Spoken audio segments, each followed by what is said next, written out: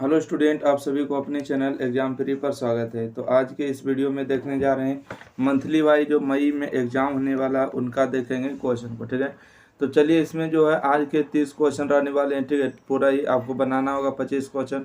तो देखिए, आपको इतिहास का क्वेश्चन है, जल्दी से जल्दी देख लेते हैं। ठीक है, आपको बिल्कुल भी देरी नहीं करना है अगर ये क्वेश्चन एग्जाम में आएंगे। ठीक है, आपको इसी प्रकार से रहेंगे।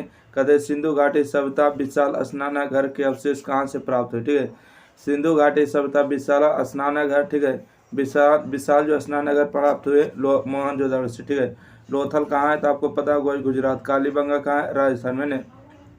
और इसका सही जवाब हमारे का बी नंबर। ठीक है, मोहनजोदड़ो। क्वेश्चन नंबर 2 है। क्वेश्चन नंबर 2 है कि हड़प्पा सभ्यता किस युग की सभ्यता। ठीक है, हड़प्पा सभ्यता किस युग की सभ्यता है तो कांस्य युग की सभ्यता। ऑप्शन नंबर इसका डी सही जवाब होगा। अगला क्वेश्चन, क्योंकि कासा जो मिलने लगा था आपको पता 1000 ईसा 1000 BC से मिलने लगा था। ठीक है, उससे पहले जो नहीं मिला था। इसका सही जवाब मारिएगा डी नंबर सही जवाब। अगला क्वेश्चन देखिएगा, क्वेश्चन नंबर 3। कहते हैं कालीबंगन कहाँ स्थित है। ठीक है, अभी हम जस्ट बताए थे कि कालीबंगन राजस्थान में। ठीक है, कालीबंगन राजस्थान में स्थित है। ऑप्शन नंबर इसका बी सही जवाब होगा। अगला क्वेश्चन देखिएगा, क्वेश्चन नंबर 4। क्वेश्चन नंबर 4 में कि सिंधु घाटी। ठीक है, सिंधु घाटी निवासियों को किस धातु का ज्ञान नहीं था। ठीक है, सिंधु घाटी निवासियों को किस धातु का ज्ञान नहीं था। सोना का ज्ञान था, चांदी का ज्ञान था, तांबा का था, परंतु लोहा का ज्ञान नहीं था। ऑप्शन नंबर इसका सी होगा। ठीक है, सिंधु घाटी निवासियों को किस धातु का ज्ञान नहीं था तो लोहा का ज्ञान नहीं था। अगला क्वेश्चन देखेंगे, क्वेश्चन नंबर देखिए 5। क्वेश्चन नंबर 5 है कि मौर्य वंश का संस्थापक कौन था। ठीक है, मौर्य वंश का जो संस्थापक था चंद्रगुप्त मौर्य था। ठीक है, और चंद्रगुप्त मौर्य का जो पोता हुआ था वो कौन था, अशोक था। चंद्रगुप्त मौर्य का भी जो बेटा था वो बिंदुसार था। ठीक है, बिंदुसार। चंद्रगुप्त मौर्य का बेटा का नाम बिंदुसार और बिंदुसार का बेटा का नाम अशोक था। और अशोक ने जो है कलिंग युद्ध का लड़ाई किया था 261 BC में। ठीक है, जो कि आपको पता है कलिंग कहाँ पड़ता है, उड़ीसा में। वो भी हाथी के लिए लड़ाई हुआ था ना। अगला क्वेश्चन है कि अशोक किस वंश के शासक थे। अभी बताए थे चंद्रगुप्त मौर्य जो थे मौर्य वंश के संस्थापक थे। तो अशोक क्या थे, पोता थे चंद्रगुप्त मौर्य के। तो ऑप्शन नंबर बी मौर्य वंश के थे। ठीक है, 264 BC में बैठे थे ना। और 261 BC में जब लड़ाई की कलिंग युद्ध, तो उसके बाद जो है जो मान रहे थे उसने बौद्ध धर्म को अपना लिए थे। ठीक है, जैन धर्म को छोड़कर बौद्ध धर्म को अपना लिया था। इसका सही जवाब बी होगा। ठीक है, अशोक किस वंश के संस्थापक थे, मौर्य वंश के संस्थापक थे।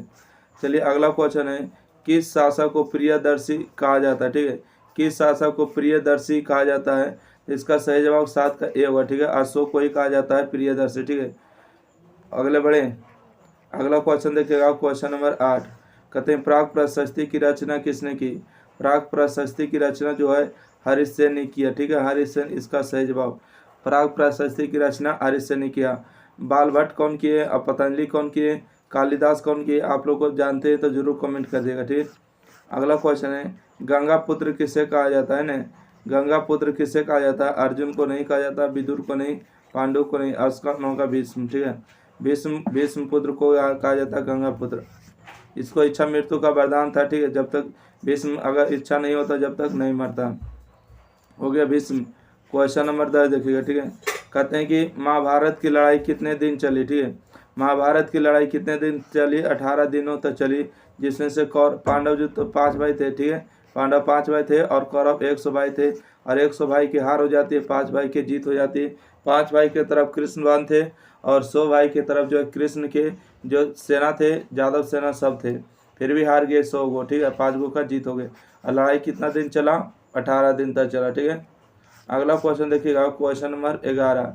कहते हैं महावीर का जन्म कहाँ हुआ था। ठीक है, महावीर का जन्म कहाँ हुआ था तो इसका होगा कुंडल ग्राम वैशाली में। ठीक है, कुंडल ग्राम क्या हुआ था, वैशाली, इसको लिख सकते हैं कुंडल ग्राम वैशाली। ठीक है, 11 का सही जवाब होगा सी नंबर। ठीक है, अच्छा बुद्ध भगवान ने सारा उपदेश दिया था। बुद्ध भगवान की बात करें, ठीक है, बुद्ध भगवान ने पहला उपदेश कहा दिया था, सभी लोग को उपदेश दिया सारनाथ में। ठीक है, लुम्बिनी में बुद्ध भगवान का जन्म हुआ था। ठीक है, अगर पूछेगा बुद्ध भगवान का जन्म कहाँ हुआ था तो लुम्बिनी में हुआ था। ठीक है, और लुम्बिनी पड़ता कहाँ है तो नेपाल में पड़ता। ठीक है, लुम्बिनी नेपाल में। ठीक है, और अगला बढ़े क्वेश्चन नंबर, अगले बढ़ते हैं क्वेश्चन नंबर, इसका सही जवाब सी नंबर होगा।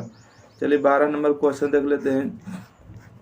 कहते हैं स्तूप किस धर्म से संबंधित है। ठीक है, स्तूप जो है किस धर्म से संबंधित है? तो स्तूप जो हो जाएगा 12 का सही जवाब। स्तूप किस धर्म से संबंधित है? 12 नंबर का सही जवाब होगा बौद्ध धर्म से। ठीक है, स्तूप जो है बौद्ध धर्म से संबंधित रखता है। ऑप्शन नंबर इसका 20 सही जवाब। ठीक है, चलिए अगला क्वेश्चन देखते हैं। स्तूप रिलेटेड विथ ईच रिलीजन। ठीक है, यानी कि स्तूप जो है किस धर्म से संबंधित है? तो इसका हो जाएगा बौद्ध धर्म। ठीक है, बुद्धिज्म। अगला क्वेश्चन देखेंगे, क्वेश्चन नंबर 13। ठीक है, कहते हैं बादशाह नामा किसने लिखा था? ठीक है, बादशाह नामा किसने लिखा था? अब्दुल हामिद लाहौरी। ठीक है, अब्दुल हामिद लाहौरी लिखा था। ऑप्शन नंबर इसका सी सही जवाब होगा। चलिए नेक्स्ट बढ़ते हैं। क्वेश्चन नंबर देखिएगा 14। कहते हैं भारत का अंतिम मुगल सम्राट कौन था? भारत का अंतिम मुगल सम्राट, देखिए सबसे पहले तो आपको पता होगा कि भारत का अंतिम मुगल शासन कर रहा था 1857 की जब लड़ाई हुआ था, अंग्रेज शासन करने लगे। और अंतिम मुगल सम्राट कौन था? तब बहादुर जफर था। ठीक है, बहादुर शाह जफर इसका सही जवाब होगा। बहादुर शाह जफर। ठीक है, जो कि दिल्ली में थे। क्वेश्चन नंबर देखिएगा अगला। ठीक है, क्वेश्चन नंबर 15 में है कि पानीपत का प्रथम युद्ध कब हुआ? ठीक है, पानीपत का प्रथम युद्ध कब हुआ था? पानीपत का प्रथम युद्ध हुआ 1526 में। ठीक है, उसी समय बाबर जो है मुगल वंश की स्थापना करते। और दूसरा युद्ध कब हुआ था? 1556 ईस्वी में। ठीक है, और तीसरा कब हुआ है? तीसरा हुआ 1761 ईस्वी में न, कि 1757 में हुआ।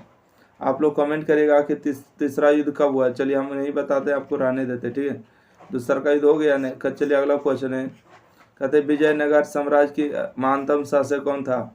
विजयनगर साम्राज्य का महानतम शासक कौन था?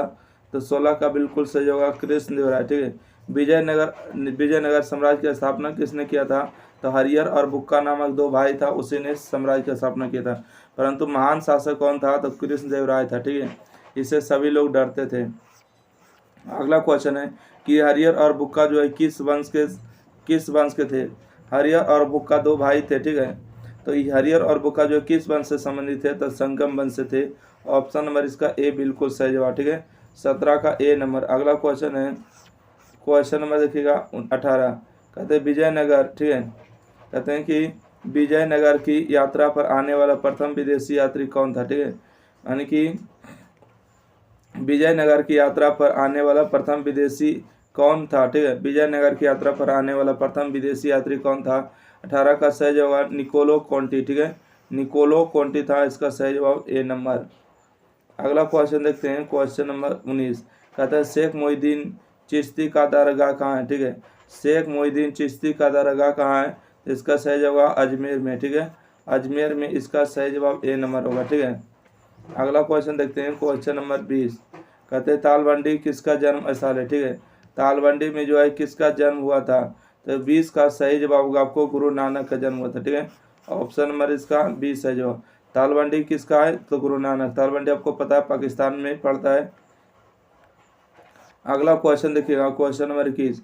कहते हैं कुतुब मीनार का निर्माण किसने शुरू किया? कुतुब मीनार का निर्माण जो शुरू किया वो कुतुबुद्दीन ऐबक ने। ठीक है, इस शुरू करने वाला था। ठीक है, अगर पूछेगा इल्तुतमिश कौन था? तो इल्तुतमिश जो है इसने पूरा करवाया था। ठीक है, इल्तुतमिश जो है एक कुतुब मीनार का निर्माण जो है पूरा किया था। ठीक है, पूरा करवाया था इल्तुतमिश ने। अगर पूछा निर्माण शुरू किसने किया? ऑप्शन नंबर इसका सी सही जवाब। अगला क्वेश्चन देखिएगा, क्वेश्चन नंबर 22। बीजक में किसके उपदेश संग्रहित है? ठीक है, बीजक में जो है किसके उपदेश संग्रहित है?